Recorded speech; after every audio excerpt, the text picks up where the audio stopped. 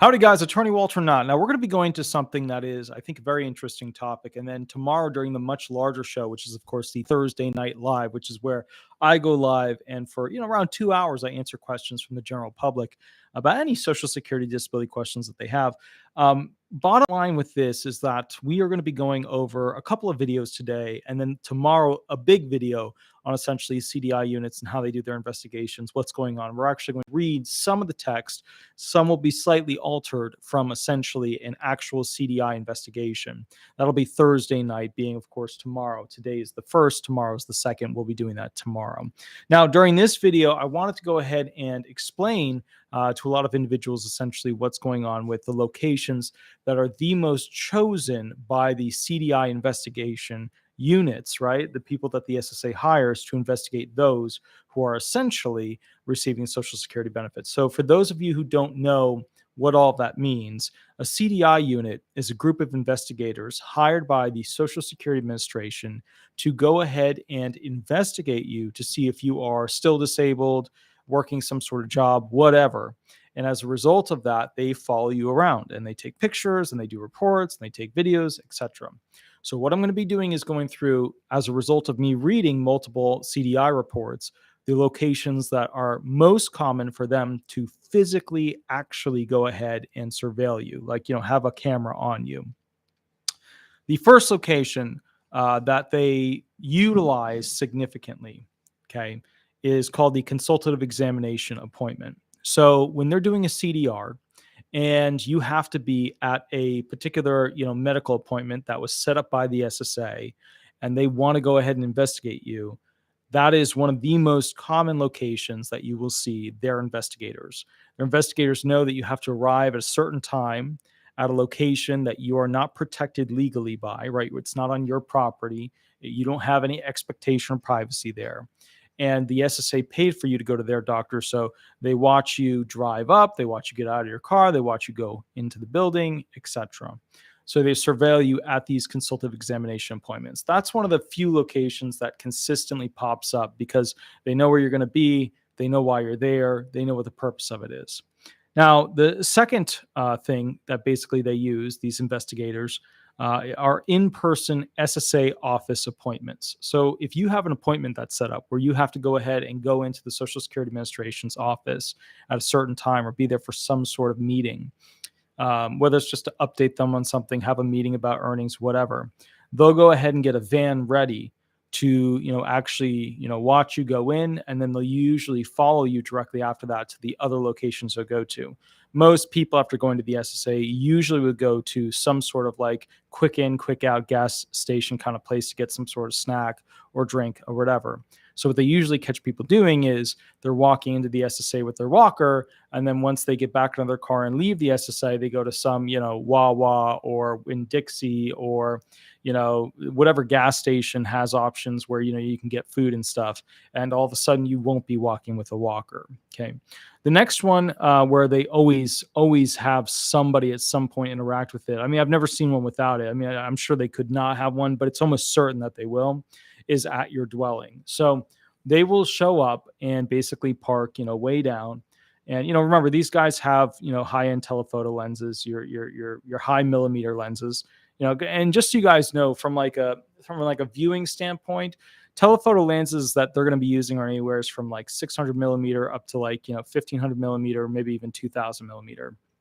And that means, if you ever want to take a moment, just to take a moment and go ahead and look up online, one thing that would be very educational for you about understanding telephoto capability when it comes to cameras is to look up the difference between like a Canon 50 millimeter, because 50 millimeter is what our eye can see. Okay.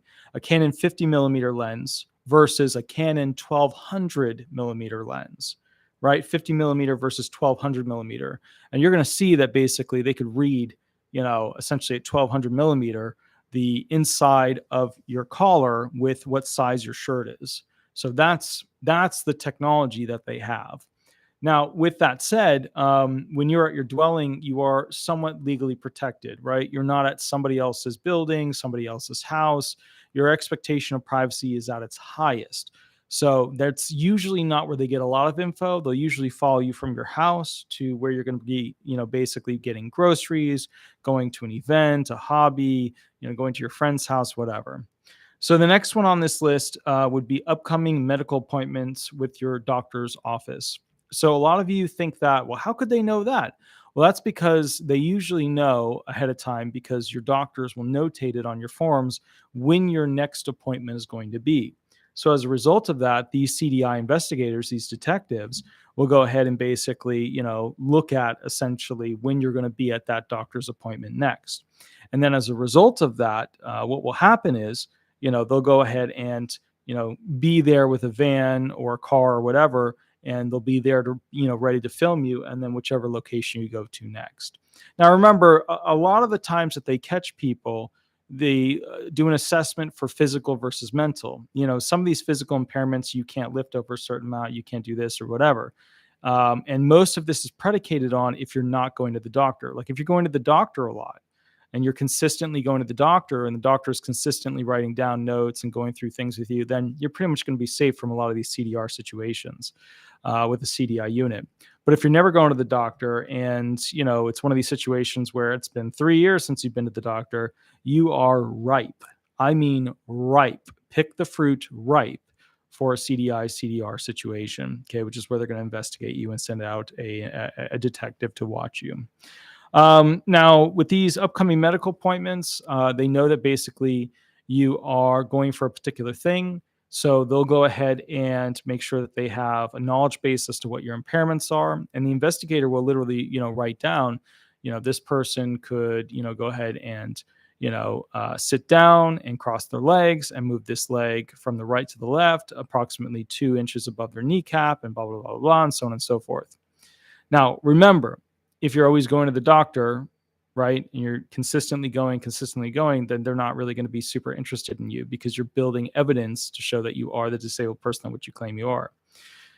These guys, these investigators, they know that to some degree, everybody has good and bad days. So what you have to keep in mind is that they're looking for consistently better people. Look, if you've got mental and physical impairments, you're in the best scenario you can possibly be with these investigations because, if you have physical impairments, you could be having a good day, and mental impairments, you could be having a good day, and physical impairments, you could be having a bad day, and mental impairments, you could be having a bad day. But when you combine the totality of circumstances of all of those impairments, where you end up with is you can get real off track very quickly. And as a result of that, you couldn't consistently keep a job, which is what they're looking at for Social Security benefits.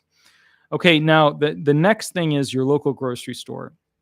They won't usually know when you're going to go to the grocery store unless you are a creature of habit, unless they have some sort of report where you said consistently to the doctor or the SSA that you always go on Thursday at 5 p.m.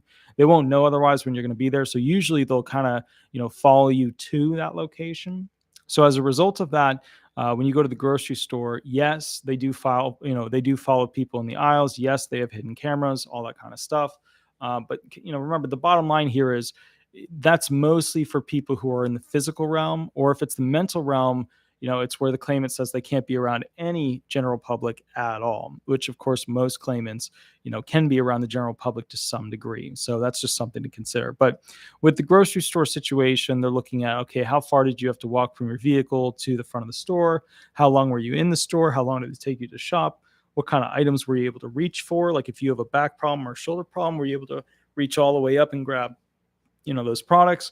A lot of things. Were you able to interact with the general public? Were you telling jokes with the general public? There are other people walking up and down the aisles, stuff like that. Okay. Next one would be the location of your children. So children tend to get parents who are disabled in trouble. And it's not so much that the child has any clue at all what's going on. It's just that, basically the SSA person will know that this child, right, is somehow connected to that person.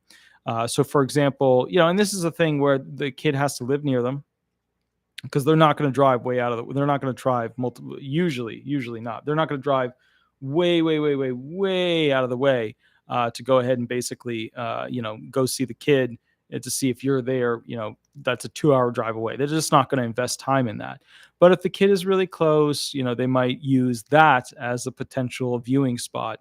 And remember, kids, you don't usually have as much money. They don't usually own a house.